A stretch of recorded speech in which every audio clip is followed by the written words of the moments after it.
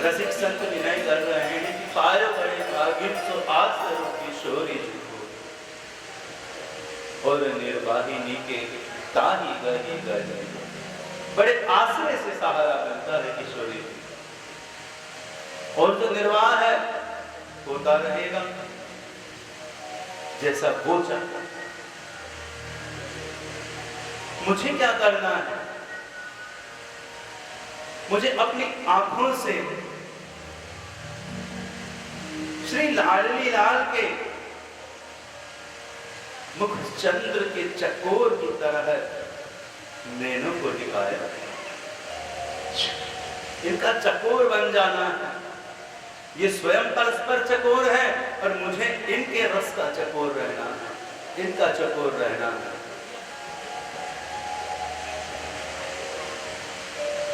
स्वामिनी की कृपा से अधीन होकर ब्रजनिधि, ब्रजनिधि श्याम सुंदर, ब्रजनिधि नाम से जयपुर में भी एक ठाकुर जी का स्थान है, जलेबी चौक। स्वामी जी की कृपा से अधीन है कौन? ब्रजनिधि। इसलिए रसना है मेरी वाणी, मेरा सामर्थ्य।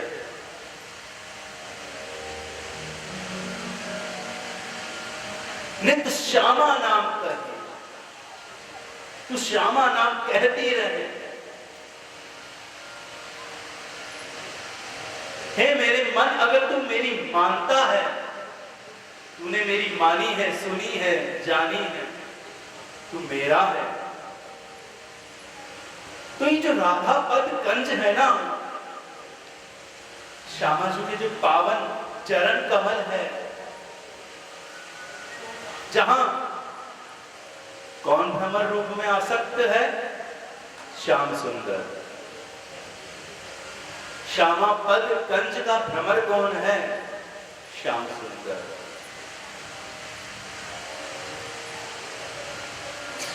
वहां पर भ्रमर की तरह हमें रहना है, श्यामा श्याम के अनुराग में, उनकी सेवा में।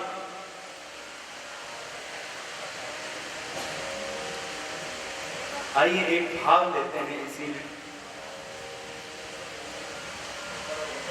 प्रियतम नित्य श्यामा की सेवा में कुछ न कुछ करना चाहते हैं। श्याम सुंदर क्या चाहते हैं? श्री प्रियाजू की सेवा किसी न किसी रूप में। कौन चाहता है? श्याम सुंदर।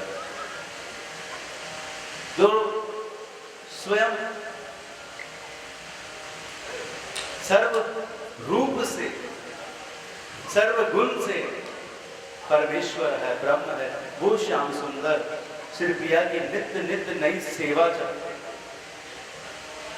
ऐसे ही उन्हें एक बार मन होता है कि वह श्यामा जी के लिए नित्य नई खीर बनाकर लावे, तो वो नित्य नई श्यामा जी के लिए खीर बनाकर लाने लगे।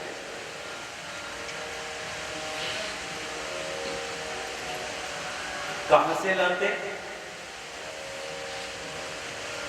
कहीं से चुरा कर चावल को अपने पल्ले में बांध लेते, दुपट्टे में उसकी गांठ लगा लेते थोड़े से चावल की।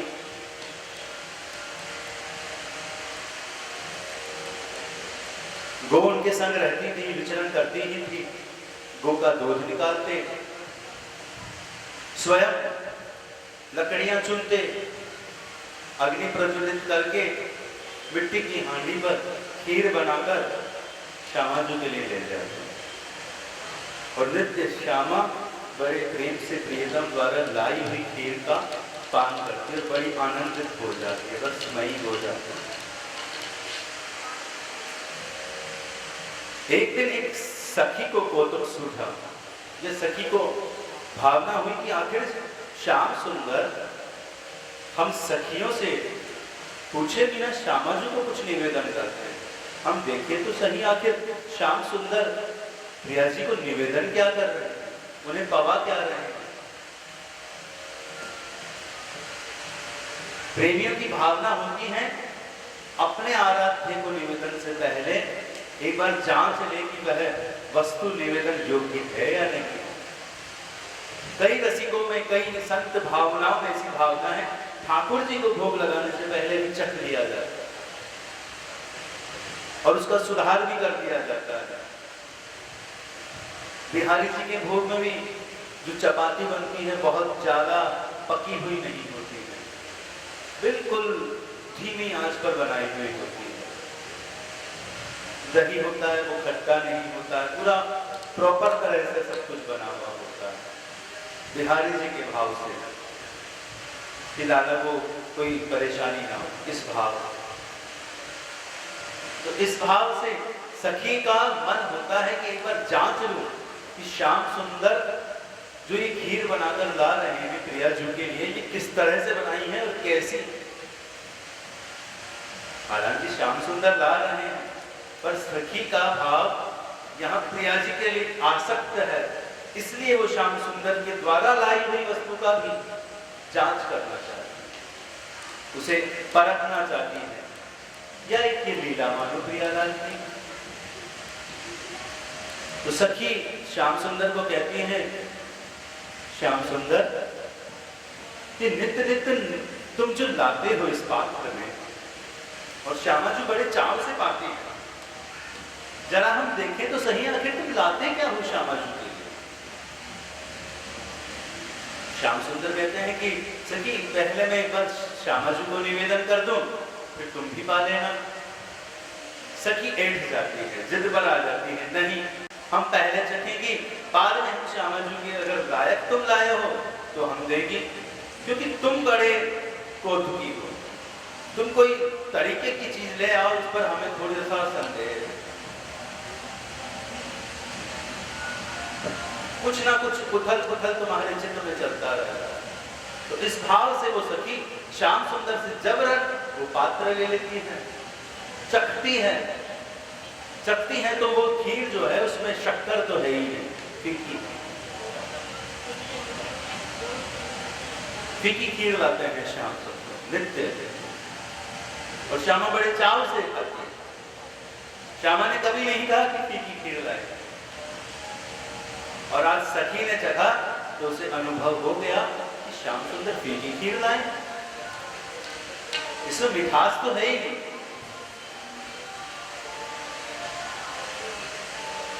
जहां श्याम सुंदर जब खीर बनाते हैं तो इस बात को वो अपने चित्त में विचारते भी नहीं कि मुझे इसमें मीठा भी डालना है, एक बात तो। और दूसरी बात, श्यामा के अधर में जो श्याम नाम की मिठास है, श्याम के अधरों की जो मिठास है, सम्मिलन की जो मिठास है, माधुर्य है, श्याम सुंदर लाए हैं इस भाव से, उनके अंदर जो माधुर्य भाव उत्पन्न हुआ है उससे वह खीर पुनः अति मधुर लग रही है, बहुत मीठी लग रही है, बहुत स्वादिष्ट लग रही है, रुचिकर लग रही है, प्रिय लग रही है, छोड़ती भी नहीं है।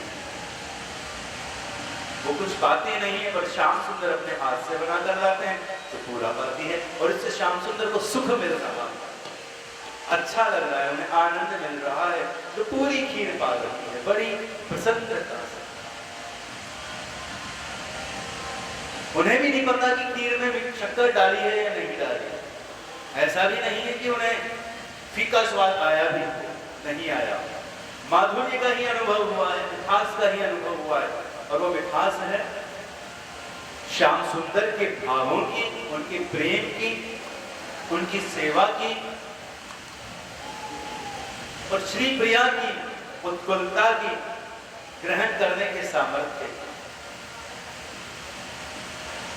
तो जो रसो वही सहा, ये जो रस है ना, इस रस में भी अगर मधुरता निकाल दी जाए तो ये रस किस काम का है।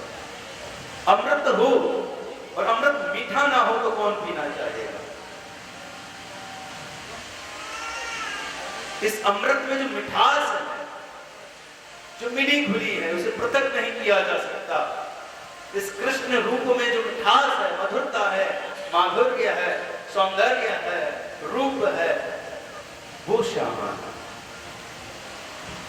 इस अमृत में, इस रस में जो मिठास है, माधुर्य है। कोई कहे मैं तुम्हारे लिए अमृत लाया हूं, पी कर देखो, तो बिल्कुल कड़वा, पीते नहीं बनेगा, जबरन पीना पड़ेगा। तो इस अमृत में जो मिठास है, माधुर्य है, जिसे पीने योग्य बनाता है, ग्रहण करने योग्य बनाता है, वो श्यामा जी है। कैसे?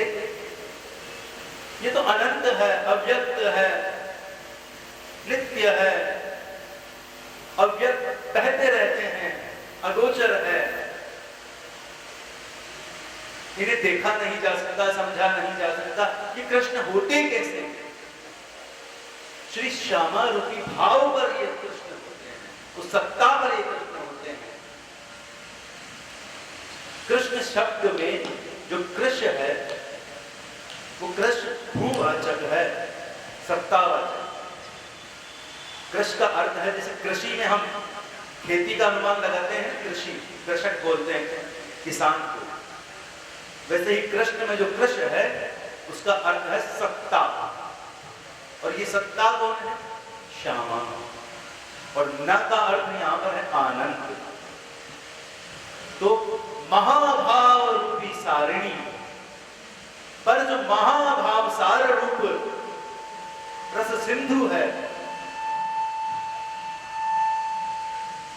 वह कृष्ण है। महाभाव रस सार सिंधु पर जो आनंद है,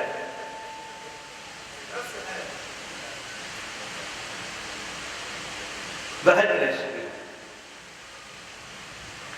पृथक तो है ही नहीं, नाम में भी नहीं है। अगर केवल नाम ले लिया जावे, अगर केवल कृष्ण नाम ले लिया जावे, तो ये ना मानिएगा कि श्यामा का नाम नहीं आया। श्याम सुंदर श्यामा से पृथक हो ही नहीं सकते, अनुभूत हो ही नहीं सकते, दृष्टिगोचर हो ही नहीं सकते। कैसे? ये जो श्याम सुंदर है ना, सांवरे कहे जाते हैं। इन्हें सांवरा बनाता कौन है? श्याम सुंदर को अगर आप श्यामा से पृथक करके देखना चाहेंगे, तो जो दृश्य आपके समक्ष उत्पन्न होगा, वो करोड़ों सूर्य, करोड़ों चंद्रों को हरा देने वाला होगा। नहीं देखते बने। अर्जुन के सामने भगवान पूर्ण रूप में आकर खड़े हो गए। अर्जुन ने कहा हटा लो, नहीं देखा, कह दिया हटा लो। पूर्ण रूप, पूर्णत्व स्वरूप उनका, कह दिया हटा लो। क्यों? क्षमता चाहिए देखने के लिए, नेत्र चाहिए। इन आंखों में हम एक लिमिटेशन के अंदर, दायरे में प्रकाश को डाल सकते हैं। ज्यादा समीप जाएंगे सूर्य के, ज्यादा समीप जाएंगे अग्नि के, तो नेत्र के देखने पर भी नहीं दिखेगा। अधिक प्रकाश होने पर नहीं दिखता है। मार्ग में भी जब सामने से कोई वाहन आता है, प्रकाश पड़ता है आंखों पर, तो आंखों के सामने खुली होने पर भी कुछ नहीं दिखता है। प्रकाश की महिमा है। तो श्याम सुंदर को अगर देखा जावे तो वो नहीं दिखेंगे। इतना प्रकाश उनमें है, इतनी आभा उनमें है। फिर वो श्याम कैसे होते हैं, सांवरे कैसे होते हैं, कृष्ण कैसे होते हैं? वो होते हैं श्यामा जी के संग होने से, रसीली नागरी के संग होने से। क्यों? क्योंकि श्याम सुंदर जितने स्वर्णमय, आभामय, प्रकाशमय है ना, उनसे भी अपार श्यामा का सौंदर्य है। और उसके सामने वो सांवरे हो जाए। हमारे लिए सांवरे नहीं है, श्यामा जू के आगे सांवरे हैं, इसलिए दृष्टिगोचर हो जाते हैं, वरना देखते नहीं बन सकता। हमें तारे दिखते हैं। क्यों? क्योंकि चांद के प्रकाश के आगे छोटे हैं, इसलिए दिख जाते हैं। इन्हीं तारों को और पास से देखा जाए तो एक एक तारा सूर्य में दिखेगा, सूर्य की तरह चमकता होगा। और इस सूर्य को भी और भी अपार देखना हो, गहनता से देखना हो, तो इससे बड़ा सूर्य अगर इसके सामने खड़ा कर दिया जावे, ईश्वर रूपी, तो ये सूर्य लघु हो जाएगा। ये सूर्य चंद्र तो नेत्र है उनके, जिस सूर्य से को हम देख नहीं पाते, ये तो नेत्र है। रोम रोम में ब्रह्मांड है। विचार कीजिए उनके सौंदर्य का, उनके रस का। हमें धारणा बनानी होती है भावना के लिए, और फिर एक स्वरूप खड़ा करना होता है और उसे पीना होता है। और जिस भी स्वरूप को आप पीते हैं, देखते हैं, निहारते हैं, उसे पीकर भी मत पीजिए, और अतृप्त रहिए, और प्यासे रहिए। जहां भी देखो इतना कहो कि तुझे अब भी पूरा नहीं देखा। मैं देख रहा हूं तुझे, पर मैं नहीं मान सकता कि तुम यूं पूरे कि मुझे दिख जाओ, क्योंकि तुम्हें देखने का सामर्थ्य मुझ में नहीं है, नहीं है, नहीं है। तो ये अभाव जो है ना, उन्हें ना देख पाने का अभाव, कि मैं तुम्हें नहीं देख सकता, मुझे और तलाशना है। सब वाणियों को, सब ग्रंथों को फीका कर देगा। कोई कहेगा ऐसे हैं, कोई कहेगा कमल से हैं, कोई कहेगा गुलाब से हैं, कोई कहेगा चंद्र से हैं, कोई कहेगा ना जाने कैसे कैसे। क्या क्या कहूं, क्या क्या कहूं मैं कृष्ण कन्हैया का बाल।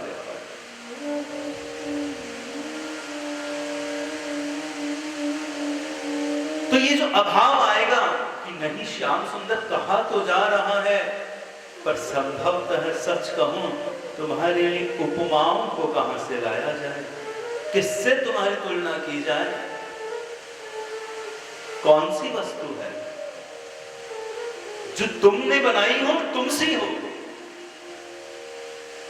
तुमने बनाई हो तुम्हें हरा दे, जिससे मैं तुम्हारी तुलना करूं। ऐसी कोई वस्तु तुमने बनाई है?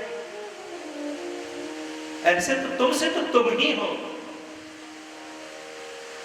तो तुम्हें देखते रहने की जो व्याकुलता है ना, उसे मैं और गहराऊं कि मुझे देखना है, और पास से, और गहराई से, और करीब से।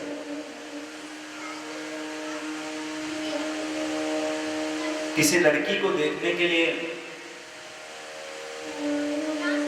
लड़का आवे, लड़की घूंघट करके बैठी रहे, लड़का लड़की को एक झलक देख ले, लड़की हल्की सी घूंघट से नजर उठाकर देखे और फिर झुका ले, फिर उसे अंदर भेज दिया जावे, तो उसके चित्त में जो अपने प्रियतम के स्वरूप को पीने की भावना उत्पन्न होती है ना, वैसी भावना चाहिए कि नहीं देखा। हमारे संस्कारों में तो जो विधान है बड़े सुंदर हैं। विधान से चला जावे तो रस प्रकट होता है। पहले के समय में वर वधू परस्पर विवाह के मंडप में विवाह संस्कार के समय एक दूसरे को निहारते थे, देखते थे। उससे पहले नहीं, उससे पहले अग्नि उनके अंदर तीव्र कर दी जाती थी कि तुम कल्पना करो कि कौन तुम्हारा प्रियतम है। प्यासे हो जाओ उसके, उस प्यास को बढ़ाओ उसे देखने की। और फिर एक दिन जब तुम्हारा विवाह होगा, उस दिन वो सामने होगा, और ये जो प्यास है ना, जो तुमने प्रबल करी है, इस प्यास से वो बहुत सुंदर दिखेगा, बहुत सुंदर। पर प्यास नहीं है, वही खड़ा है तो सुंदर नहीं दिखेगा, बिना प्यास नहीं दिखेगा। श्याम सुंदर को क्या कौरवों ने नहीं देखा, दुर्योधन ने नहीं देखा? महाभारत का युद्ध उनके सामने हुआ, करोड़ों योद्धाओं ने देखा होगा। घोड़ों ने, हाथियों ने, वो पागल क्यों नहीं हुए? वृंदावन में क्यों पागल हो गए? वृंदावन में तो बंदर पागल हो गए, हिरण पागल हो गए। युद्ध में क्यों नहीं पागल हो रहा कोई? श्याम सुंदर जहां खड़े हो वहां सबको पागल होकर श्याम सुंदर का दीदार करना चाहिए। कौन सा युद्ध? क्यों नहीं हुआ ऐसा? उनमें प्यास नहीं, भावना नहीं थी कि कौन है हमारे साथ में, किसे निहारना है। ईश्वर संग हो तो भी नहीं देख सकते। क्यों? व्याकुलता ना हो तो। वो संग होते हैं बहुत बार जीवन में, आते हैं, मिलते हैं, चले भी जाते हैं, सदा संग भी रहते हैं, निभा भी लेते हैं, और अपने दासों को तो बहुत बार निभाते हैं, बहुत बार, अनेक रूप से। ऐसी अनेकों कथाएं हमारे जीवन में आती है, हमने सुनी है, जानी है, समझी है। तो उन्हें देखने की जो व्याकुलता है ना, एक तो उनके स्वरूप में भी आपको प्यासा बना देगी। इतनी व्याकुलता उत्पन्न हो जाएगी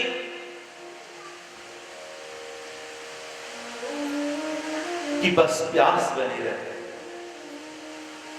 इतनी व्याकुलता, और ये उनके और नजदीक करीब ले जाए। कैसे? मान लीजिए श्याम सुंदर खड़े हैं, यहां पर खड़े ही हैं गोपीनाथ में। गोपीनाथ हमारे लिए हो सकता है हम बुद्धिहीन हैं, अभागे हैं, वैसी योग्यता नहीं है, हम इन्हें केवल विग्रह मान लें, हो सकता है। परंतु प्रेमी है ना, उसके लिए कोई विग्रह नहीं है, साक्षात खड़े हैं, सच में खड़े हैं।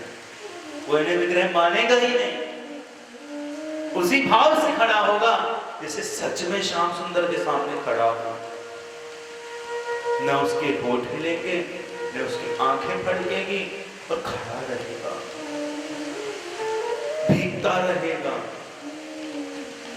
तरसता रहेगा छूने को। श्याम सुंदर सामने खड़े हो और आप उन्हें छू ना सको,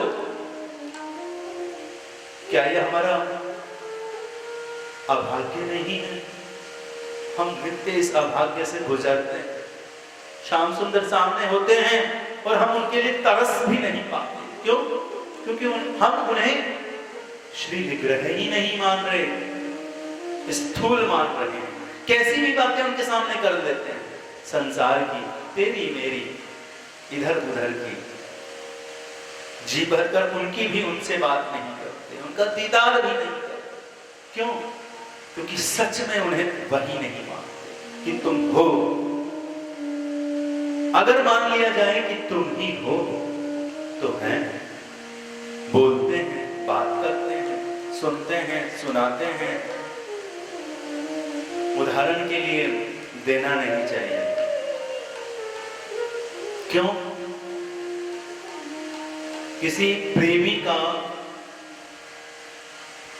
भगवत आसक्त का, कम से कम उसके समक्ष उसका गुणगान नहीं करना चाहिए, उसकी बात नहीं करनी चाहिए।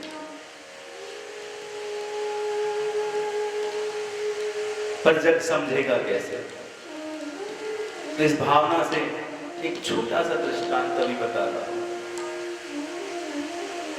श्याम सुंदर के जो बावरे होते हैं ना, आजकल तो आप देखते हैं कि बन-ठन कर रहते हैं, टिप टॉप रहते हैं, पर वास्तव में जो उनके बावरे होते हैं ना, वो बन-ठन कर रह ही नहीं पाता। गोपियों का श्रृंगार तो आपने सुना ही होगा, अधर पर लगाने वाला श्रृंगार आंखों में लगाया जा रहा है, कानों में पहनने वाला आभूषण नाक में पहना जा रहा है, सब उलट पुलट। गोपियों का श्रृंगार, गोपी भाव पर कभी बात करेंगे तो विस्तार कर पाएंगे। गोपी का सदा ही ऐसा श्रृंगार होता है, उसे अपनी संभाल नहीं होती, और होती भी है तो श्याम सुंदर के लिए होती है, अपने प्रियतम के लिए होती है। वो सजती भी है, संवरती भी है, तो खुद के लिए नहीं, उनके लिए कि वो देखेंगे ना, इसलिए। कोई ना देखे वो तो देखते हैं। स्वामी रामसुखदास जी महाराज जी भी एक परम संत को बड़े आदर से देखते थे। उनका नाम था शरणानंद जी महाराज जी। मानव सेवा संस्थान के संस्थापक भी हैं वह, और परम दिव्य रसमय स्थितियों से ओतप्रोत रहे, परम अव्यक्त स्थितियों से कह नहीं सकते। प्रकट चक्षु, ये जो दो आंखें हैं हमारी शारीरिक, यह उनकी चली गई थी, दो आंखें यह नहीं थी, इस तरह से वो जगत को नहीं देख सकते थे। और प्रज्ञा चक्षु प्रकट हो गए भीतर के। वह वृंदावन में रहते हुए नेत्रहीन है जगत के लिए, वृंदावन में रहते हुए नित्य बिहारी जी के सामने जाते थे। भाई दिखते ही नहीं हो तो क्यों जाते हो? नित्य जाते थे। अब प्रश्न तो उठ ही जाता है ना देखने वालों में कि जिसे दिखता ही नहीं है वो यहाँ पर क्यों आता है? लट्ठी पटकता पटकता किसी तरह से यहाँ पर क्यों आता है? इतनी तकलीफ क्यों? तुम्हें दिखते ही नहीं है तो आने की क्या जरूरत है?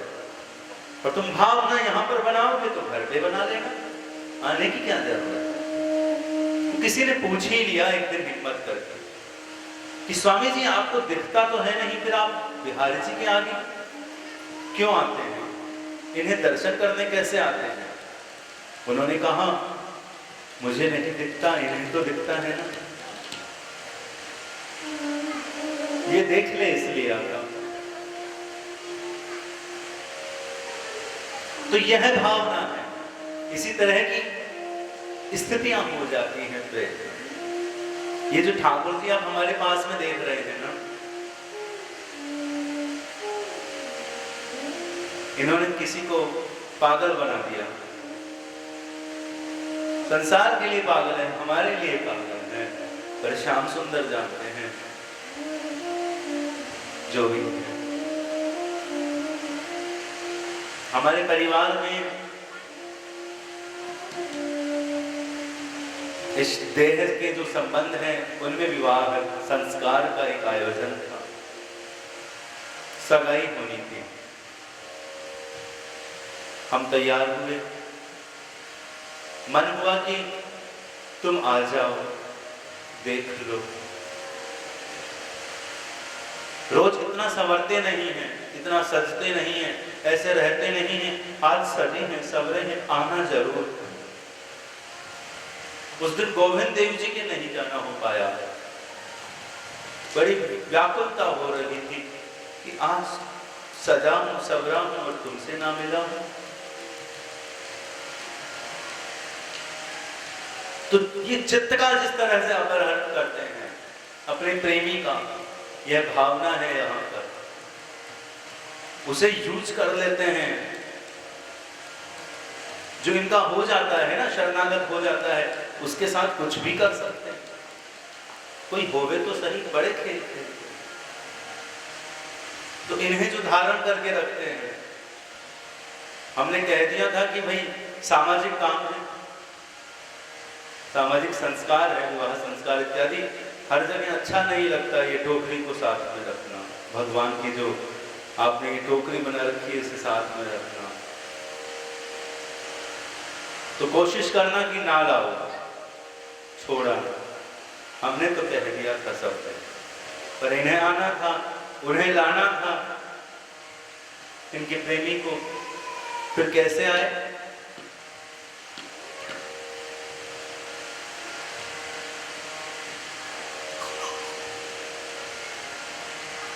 जगत के सामने कहने की हिम्मत नहीं होती, पर आज भी ऐसा होता है, इसलिए कहना पड़ता है। बिक जाओ बस इनके लिए।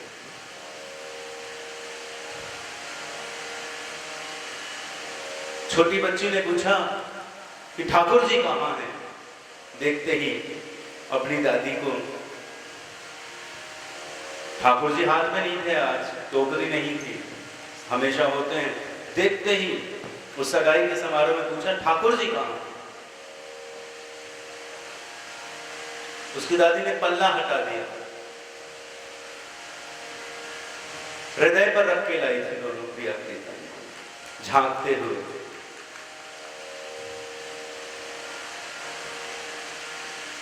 छुपाकर, और इस तरह से कि वह सारा संस्कार, सारा विवाह संस्कार स्वयं देखे, अपनी आंखों से देखें, उनकी निगरानी में सब कुछ हो। संसार अजीब लेता है, संसार पागल कहता है, पर मजा आता है इसमें, उसका होना होता है बस। तो वो आ जाते हैं, कोई बुलाकर तो देखो, किसी को छलेंगे, किसी से खेलेंगे, पर एक बार उनके तो कर दे। लगा होगा किसी को, देखो कितनी बावरी है, कहाँ रख लाई, ठाकुर जी को यहाँ रखना चाहिए था, अरे गोपियों ने यही रखा था। श्री जी यहीं उनके चरणारविंद को रखती है, रख लाई, किसी को कुछ भी लगा हो रख लाई। तो इस तरह से बिकना पड़ता है। प्यास हो, बिक जाओ इनके, हो जाओ तो बस। भगवत नाम, भगवत कीर्तन, भगवत गुणगान सदा चलता रहे, सदा रस में स्थितियां बनी रहे। कोई भी हो, कुछ भी हो, कैसा भी हो, परवाह नहीं करनी। थोड़े दिन होती है परेशानी, फिर हट जाती है। ये जो गोपी भाव है, प्रेम भाव है, श्री जी का रस है, इसमें विधियां नहीं रहती, विधियों का लोप हो जाता है। लोक विधि, वेद विधि, देह विधि, लोक धर्म, वेद धर्म, देह धर्म, सबका लोप हो जाता है। देह धर्म यानी जैसे देह से मेरे को देखा जाए, मुझे देखा जाए तो एक पुरुष दिख रहा है, ये देह धर्म। इन सब विधियों का लोप हो जाता है। वेद धर्म यानी, वेद धर्म आसान बात नहीं है। वेद धर्म यह बताता है कि जल को पीने से आपके भीतर की पिपासा, अग्नि शांत होगी, देह की निवृत्त होगी, पी लो जल को, ये वेद बताता है, इसलिए हम पीते हैं।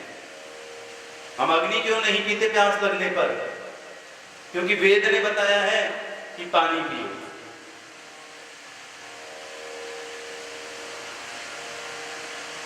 जिसे भूख लगने पर अग्नि में भोजन को तपाता है, तो वह वेद को जानता है, क्योंकि वेद ने कहा है अग्नि तपाती है। अग्नि के ताप को जो जानता है, जल की शीतलता को जानता है, वायु के स्पर्श और मर्म को जो जानता है, इन सबको जो जानता है, प्रकृति को जो जानता है, वो वेद को जानता है। इसकी भी विस्मृति हो जाती है। कैसे? इस प्रेम में पानी से प्यास बुझती है, ये पता नहीं रहता। अग्नि पे भोजन तपाया जाएगा और वो गर्म हो जाएगा, ये पता नहीं रहता।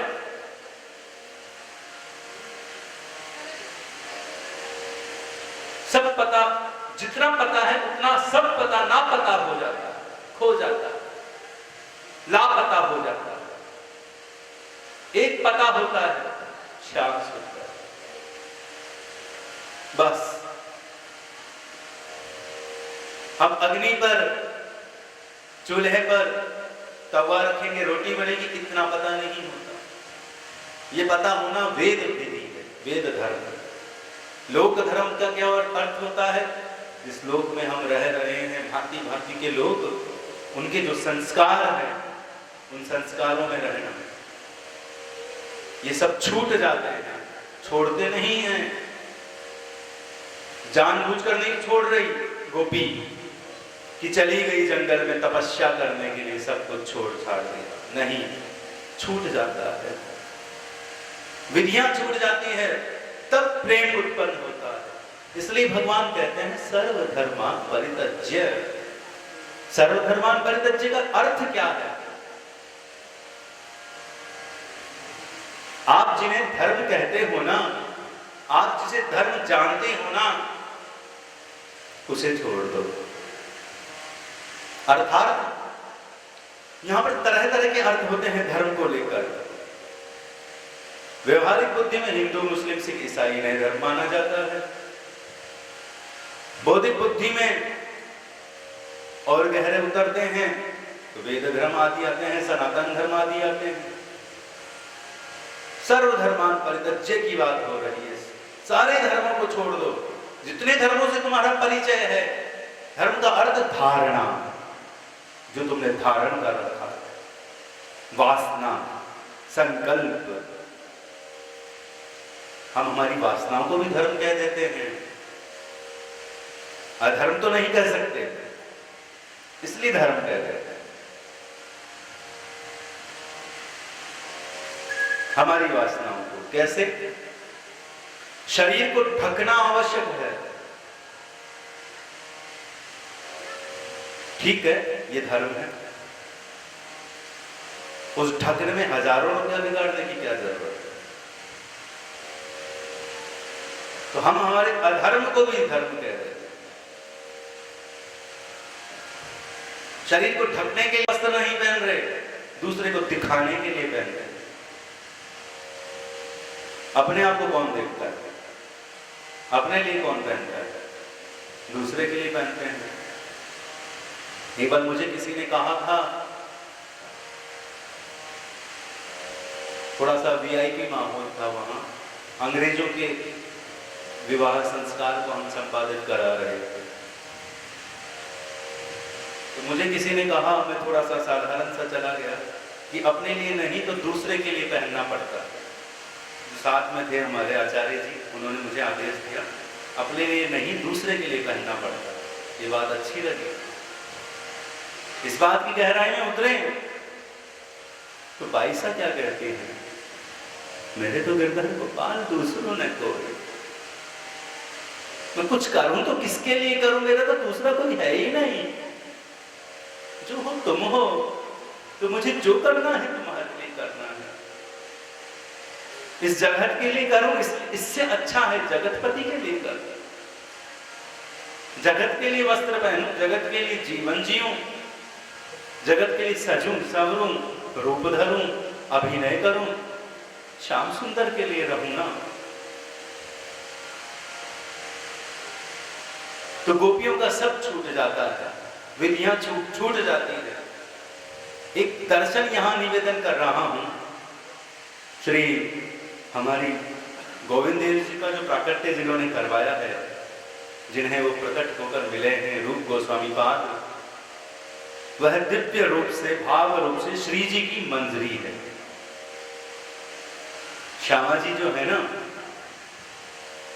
उनकी नित्य संगीनी है, नित्य साथ रहती है, नित्य प्रतिपल। प्रीतम संग ना हो तब प्रिय रूप मंजरी। ललिता जी की अनुगामिनी है और श्यामा जी की पद चाकर इत्यादि सेवा में संग रहती है। कौन? रूप गोस्वामी पाद का भाव रूप जो है, नित्य रूप जो है, सदा से रूप गोस्वामी पाद जो तत्व है ना, वो अवतरण लेकर आए हैं। कौन अवतरण लिया है? रूप मंजरी। और उन्होंने गोविंद देव जी हमें दिए हैं, इसलिए ये साक्षात है, रूप मंजरी के गोविंद है। नित्य मिलती है प्रियालाल से, नित्य संग रहती है प्रियालाल। जैसी भावना रूप मंजरी के भीतर है ना, वैसे उनके ठाकुर में है। जैसी भावना मधु पंडित जी के भीतर है ना, वैसी गोपीनाथ में है।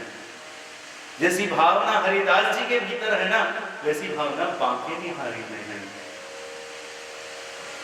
जितनी पिपासा है, उतनी पिपासा से उतरे हैं, उतनी प्यास से उतरे हैं। जो जितना प्यासा होगा ना ठाकुर, उसके रूप से, उसकी प्यास से उतना रूप लेकर आएंगे। उसके अकॉर्डिंग वो पी सके उतना, उससे ज्यादा नहीं, वो पी सके उतना। रूप गोस्वामी पाद ने चेतावनी दी है गोविंद देव जी के दर्शन के लिए कि अनवरत दर्शन मत करना, सब छूट जाएगा। ऐसी चेतावनी दी। क्यों? ध्यान से देखोगे ना, कहने को तो दो दिखते हैं, पर बहुत ध्यान से देखोगे और ध्यान से देखोगे तो नहीं दिखेंगे। तो इनमें इतनी दिव्य माधुरी है, इसे क्या कहा जाए, नहीं दिखेंगे तो वो जो छुपी हुई चीज है ना वो सामने आ जाएगी। इसलिए कहा है कि ध्यान से मत देखना, देख लोगे ना तो हम नहीं कह रहे छूट जाएगा, तुम्हारे ध्यान से देखने से छूट जाएगा, मत देखना। इस बात से केवल उनको ध्यान से देखना शुरू कर दो। सामने तो है ही, भीतर भी नहीं ध्यान, सामने ध्यान, देखते देखते उस रूप के आसक्त हो जाओ। प्रियालाल का रूप साक्षात प्रकट हो जाएगा। जैसे ही वो सामने साक्षात होंगे थोड़े से शर्मा जाएंगे, फिर थोड़ा सा आपको लज्जा आएगी, फिर वार्ता होने लग जाएगी, फिर बातें करेंगे, और फिर करते करते किसी दिन नहीं करोगे ना, नहीं करते मिलेंगे ना, आपके सामने प्रकट हो गए। अब आपको पाषाण नहीं दिखते, श्री विग्रह नहीं दिखते, साक्षात दिखते हैं। आप उनके घर में उनसे मिलने जाते हो तो किसी दिन उनको देखते देखते जब वो एक दिन बात नहीं करेंगे तो बड़ी पीड़ा होगी, रूठ जाएंगे तो बड़ी पीड़ा होगी। तो इसी तरह की एक भावना है। रूपमंजरी प्रियालाल के संग में उनके नित्य रस में भी रहती है, मिलन रस में भी रहती है, सदा, आज भी, नित्य भी, और रहेगी जब तक प्रियालाल तक रहे। प्रियालाल का रूप ही रूपमंजरी है। तो रूपमंजरी की सेवा है पान की, तांबुल की। वैसे सभी कई तरह की सेवा वह कर देती है, और रसिक कहते भी हैं कि सेवा जो मिले वो कर लो। इस भावना से रस राज्य में भी, आव राज्य में भी जैसी सेवना बल पड़ती है वैसी सेवा करने के लिए सखियां उद्दत रहती है, तैयार रहती है, जो सेवा हाथ लगी। रूपमंजरी प्रियालाल के लिए पान की सेवा लिए खड़ी रहती है। ये पान क्या है? प्रेम का प्रतीक है। श्री प्रिया जी का आप कभी दर्शन करेंगे, श्री विग्रह का, श्यामा जी का, कहीं पर भी वृंदावन से नया विग्रह भी आप लेकर आते हैं अपने लिए, तो आप देखेंगे उनके एक हाथ में पान है, नीचे एक हाथ में पान है, हरा रंग वहां पर आपको मिलेगा। वो प्रेम है, प्रेम की कोर है। किसके लिए? प्रियतम के लिए। सदा संग रखती है, ये भावना है वहां। क्यों ना रखेगी, प्रियतम कभी भी आ जाए। प्रियतम के लिए सदा प्रेम का कोर तैयार करके रखती है, वो लावण्यता तैयार करके रखती है, वो रस तैयार करके रखती है। तो रूपमंजरी पान की सेवा लेकर खड़ी है। सदा तो क्या होता है कि रूपमंजरी प्रियालाल को पान निवेदन करती है, प्रिया जी को निवेदन करती है। प्रिया जी अपने हाथ से प्रियतम के मुख में पान डालती है, प्रियतम के मुख से वह पान प्रिया जी के मुख में आता है। प्रियतम के मुख में पान डाल देती है, फिर कुछ मान करती है, मुझे तो कब आपने दिया ही नहीं।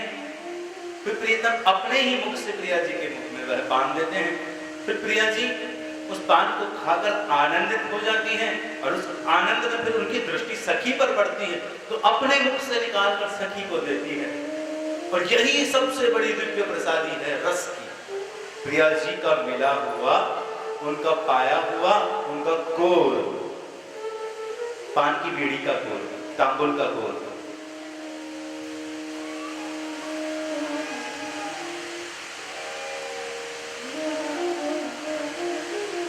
तो नित्य सदा ऐसा होता है।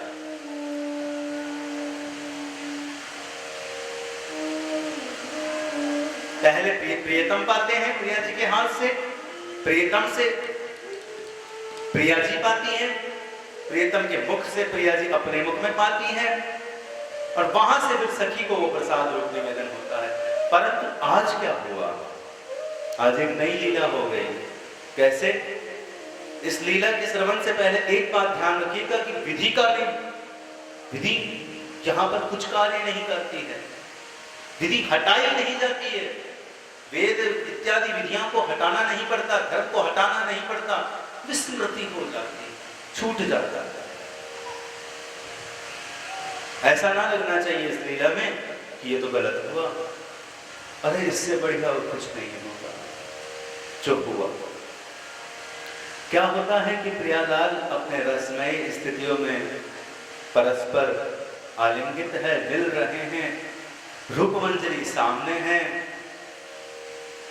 प्रियतम के लिए, प्रिया के लिए पान लिए खड़ी है, उसके दोनों चकोर, दोनों नेत्र से वो अपने प्रियालाल के आसक्त होकर, उन्हें डूबकर उन्हें निहार रही है, उन्हें पी रही है। अब जो वो देख रही है वो वर्णनीय नहीं है, अवर्णनीय दर्शन कर रही है। प्रियालाल मिलन का, परस्पर स्पर्श का अद्भुत दर्शन कर रही है।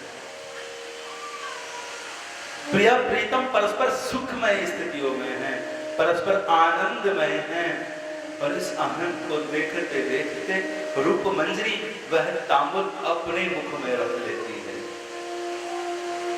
यहाँ पे वो तांबुल प्रिया प्रीतम को निवेदन नहीं किया है, उनके लिए था, परंतु दर्शन करते करते सामने ऐसा दर्शन चलता है कि विस्मृति हो जाती है, ध्यान छूट जाता है कि ये तांबुल जो मेरे हाथ में है ये प्रिया प्रीतम का पाया हुआ है या अब पाएंगे,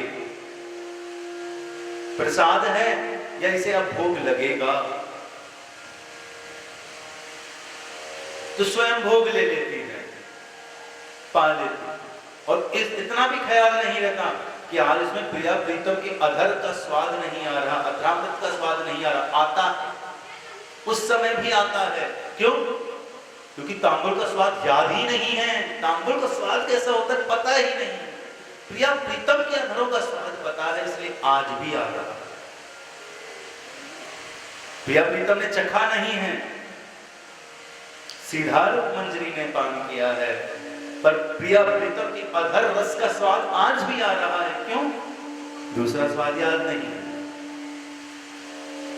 जानती नहीं है, इसलिए प्रिया प्रीतम देखते हैं रूपमंजरी ने पान पा लिया, तांबुल पा लिया, हमें ना दिया, मुस्कुराते हैं दोनों।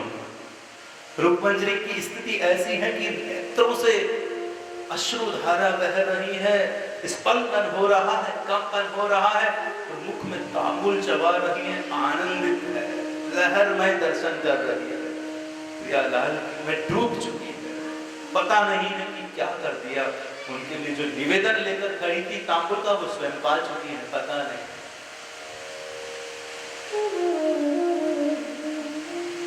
फिर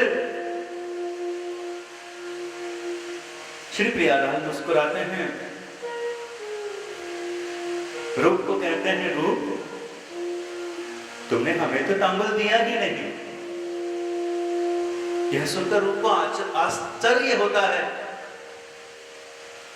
प्रिया प्रीतम को तांबुल नहीं दिया, मुख से निकाल के हाथ में दे देते, ये विचार नहीं करती ये तो मेरा झूठा हो गया, हाँ मुझसे पाप हो गया, मैंने तांबुल नहीं दिया। नहीं, तांबुल मुख में है ना, मुख से निकाल के हाथ में दे देती हैं। प्रिया प्रीतम दोनों खा लेते हैं। एक मंजरी का प्रसाद प्रिया प्रीतम पाते हैं। अब तक मंजरी और अब भी मंजरी उनका प्रसाद पाती हैं, हम इनका पाते हैं। कभी कभी इन्हें भी अपने प्रेमियों का प्रसाद पाने का मन हो जाता है, बहाना और लीला ये बना लेते हैं। इनका सामर्थ्य है, सब कुछ इनका है, जोर इनका है, योग माया इनकी है, व्यवस्था हो जाती है। ये जो लीला बनती है, लीला का विकास होता है, ये योग माया की शक्ति से होता है, वृंदा की शक्ति से होता है। वृंदा कौन है?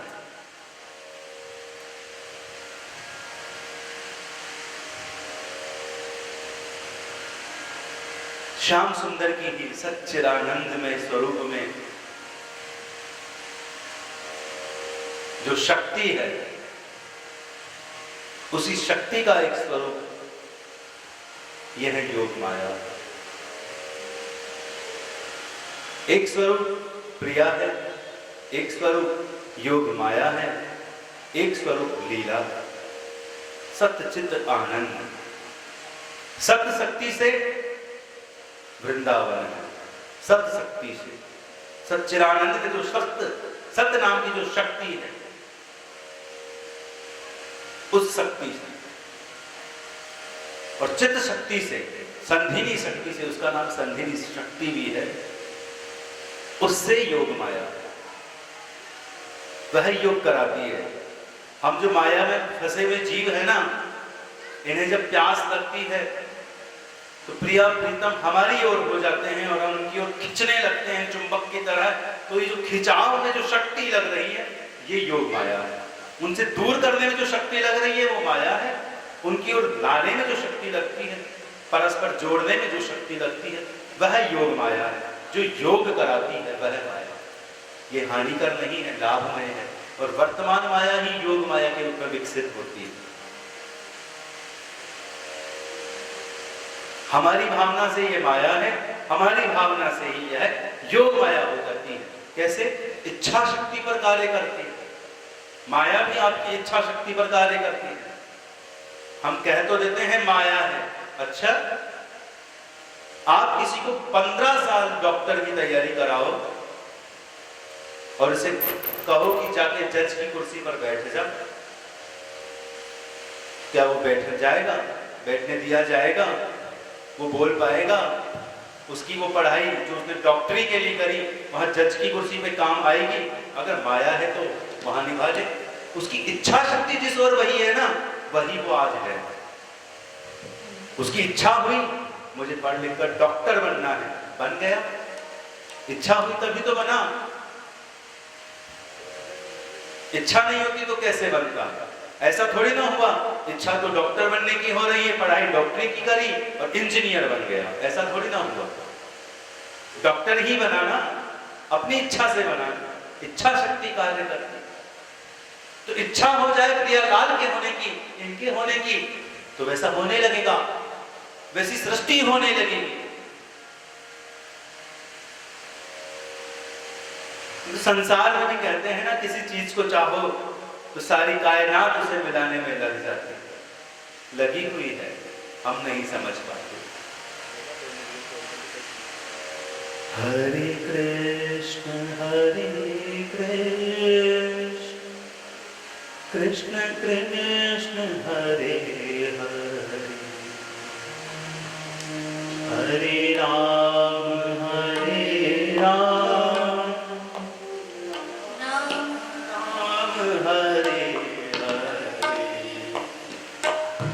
हरे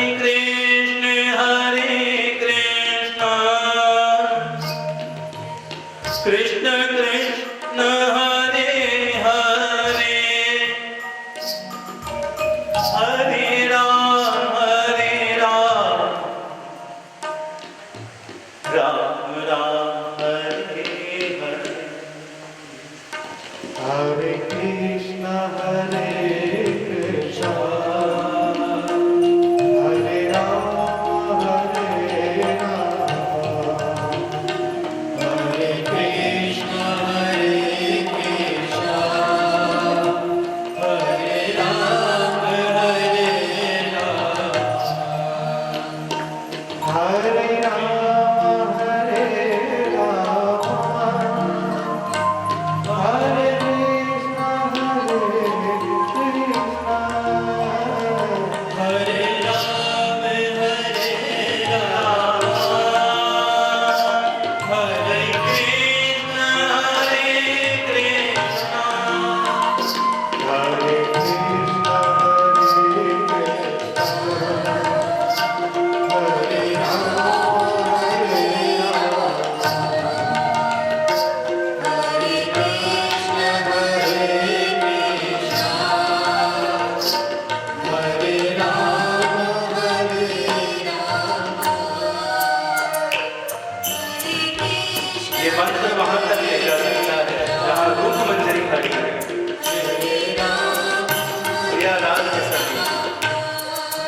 जहां वो अभी भी मिल रहे हैं वहां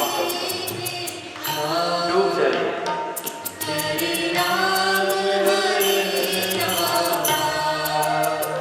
जितनी प्यास जितनी चेतना से डूबेंगे उतने ही करीब है।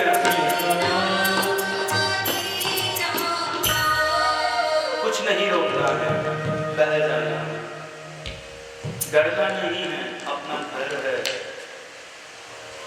रोना आता है तो रो लीजिए। क्यों रोना है? लोग कहते हैं इनके सामने ना रोए। मेल तो हटाना पड़ेगा ना। इस मेल को कैसे निकालोगे? एक जन्म का नहीं है, जन्मों जन्मों का मेल चिपका हुआ है। कहीं से तो निकलेगा।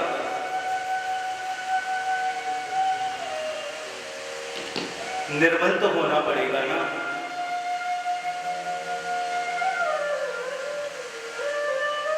माखन चोर है नहीं है। माखन क्या होता है? निर्मल मन को माखन कहा जाता है। जब हम इनके परिवेश में प्रवेश करते हैं, जब आप और हम इनके परिवेश में प्रवेश करते हैं तो अपने आप इनके प्रभाव से, इनकी सुगंध से, इनके आवरण से, इनके सुदर्शन से, इनकी महिमा से, इनकी वेणु से हमारा मन इनके परिवेश में तो निर्मल हो जाता है। कुछ भाव परिवर्तन हो जाता है ना।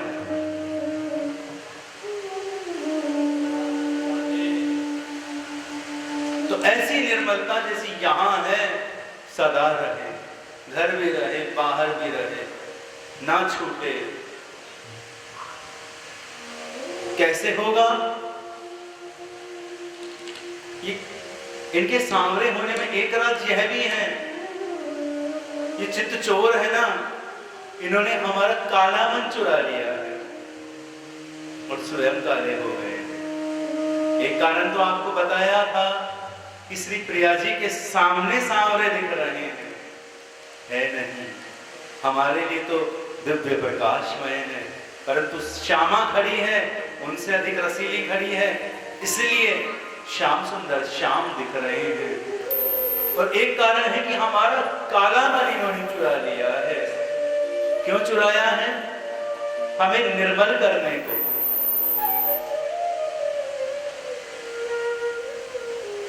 ये प्यासे लोग हैं जो आ रहे जा रहे, बड़ी दूर दूर से आ जाते हैं। खींच लाता है इन्हें भगवत नाम।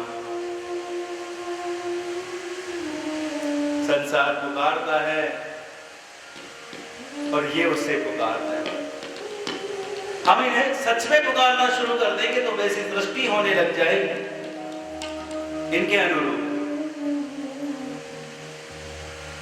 ये जो दीदी जा रही है, इनका भी वही गृहस्थ है जो हम सबका है।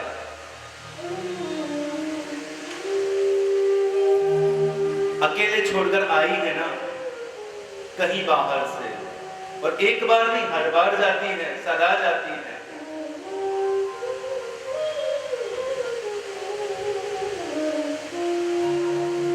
ये व्याकुलता क्यों कि सत्संग से उठकर जाना पड़ रहा है?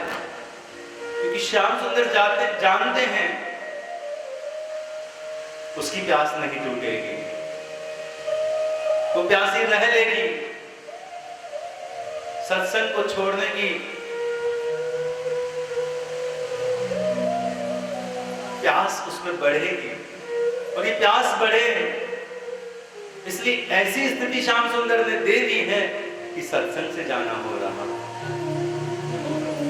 सत्संग में नहीं होने पर भी सत्संग की जो व्याकुलता होगी वो और अधिक वेदना देगी।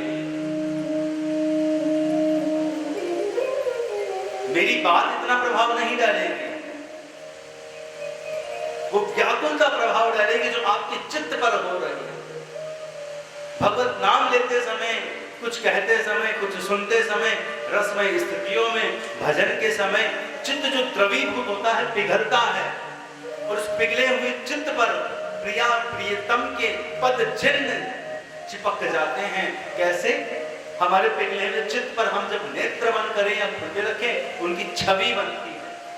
और वो बनी हुई छवि अगर पिघले हुए चित्त पर बन रही है तो सदा बनी रह जाती है, छूटती नहीं है फिर वो। अब फिर भगवान छोड़ना चाहे तो नहीं छूटेगा, हम छोड़ना चाहे नहीं छूटेगा, नहीं छूटेगा। कैसे? ये लाख जो आपके हाथों में है ना, लाख की चूड़ियां हमारे राजस्थान में पहना जाता है, लाख की चूड़ियां ज्यादा, बाहर इसका इतना प्रचलन नहीं है। और भगवत निवेदन के स्वरूप में एक बात यह भी, क्योंकि मुझे इसकी जानकारी है, मुझे कह देना चाहिए, अन्य क्षेत्रों में लाख की अपेक्षा चूड़ी कांच की पहने जाती है, जो भी गलत नहीं है, क्योंकि लाख एक कीड़े के मरने से बनता है, जीव हत्या होती है।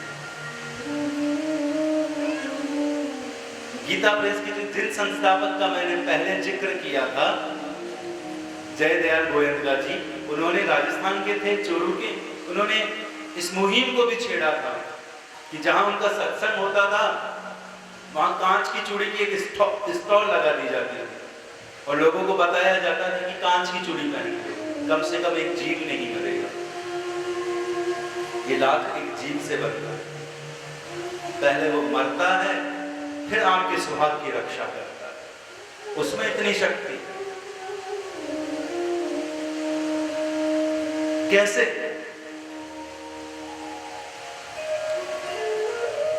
है उसमें कुछ ऐसा प्यास, वो मरी हुई चीज भी इफेक्ट कर रही है, काम कर रही है। कहते हैं रेशम का वस्त्र पहनने से पवित्र अपवित्र की बात नहीं रह जाती। ये रेशम कैसे आता है? रेशम की कीट से। उस कीट में है ऐसी शक्ति जिससे आपको अछूत भी छुएगा तो आपको नहीं माना जाएगा कि आप अछूत हो गए उसके छूने से। रेशम के वस्त्र इसलिए बहुत से दिव्य संत आज धारण करके रखते, बाहर जब आते हैं परिवेश में कि कोई छूटा है तो उसका असर ना पड़े। वो रेशम एक कीट है।